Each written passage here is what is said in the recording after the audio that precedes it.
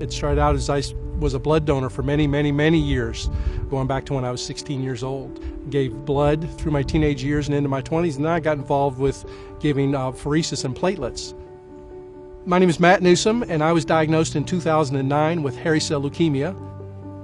In the summer of 2009, when they pricked my finger, my little drop of blood didn't sink, and it's supposed to sink. And so the technician said, "You may just be having a bad day, so why don't you come back in a couple of weeks?" And actually a month later, I went back and the same thing happened. So saw my primary care physician on a Monday. Turns out he had run my blood tests very quickly. I had no white count, no red count, no platelet count. I had bottomed out. And the next day I had a diagnosis of hairy cell leukemia. Within 30 days of treatment, I was in remission, and I have remained in remission to this day. When I was a teenager, my grandfather had open heart surgery, and I remember going with my dad to the hospital then in subsequent years, and he was giving blood because he wanted to repay, essentially, the blood that my grandfather had been given. And I thought that was a pretty cool thing. I was very close to my grandfather, and so I got involved doing the same thing.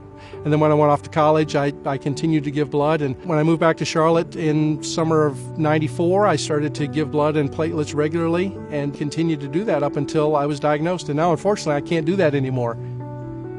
I vividly remember the day when I was getting treatment and I had to get a transfusion, and I got both platelets and red cells, and it's an amazing feeling being the recipient and knowing that someone has given of themselves and given blood and or platelets, and you're the recipient. It's very rare to feel that level of gratitude.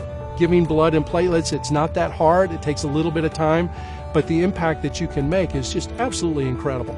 So I'm trying to do what I can. I can't give anymore, but I can encourage other people to give, and so that's very important to me.